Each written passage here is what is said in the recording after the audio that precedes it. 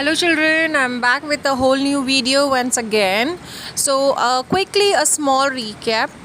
Previously we learnt about one such sources of history, and that's literally sources, isn't it?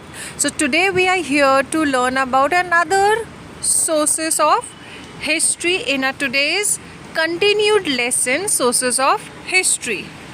So in sources of history, what did we learn?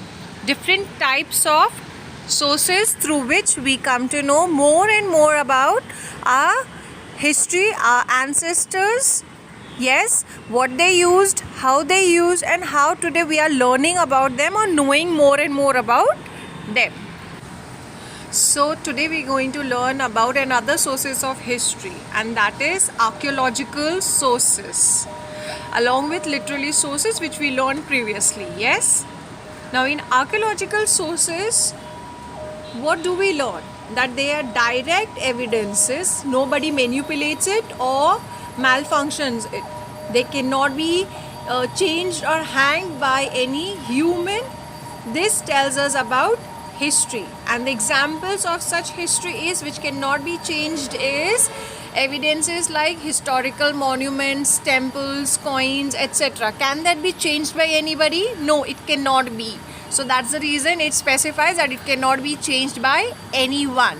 So thus this type of evidences comes under archaeological sources. Now what do you mean by archaeological sources? So archaeological sources are basically the material, or like I said, the evidences like historical buildings, coins, inscriptions done on the walls and on the stones remains as it is, and they have some important significance and detailed information. Even the paintings are one such examples and evidences which cannot be teased or changed by anyone. So such kind of evidences or sources is known as archaeological sources. So here are a few examples of other source of history which is archaeological sources, and they are like ancient buildings, forts, temples, wells, sites, paintings, etc. Correct? Can we do any sort of changes with the building, forts or temples? No. So such examples are set examples of archaeological sources. Yes, so children, artifacts is also one such example of archaeological sources, and examples are given like coins, bullock cart, wheels, manuscripts. These are all an example of archaeological sources. Also you can see in the followed picture there are few monuments or ancient buildings and structures that has been showed in the picture.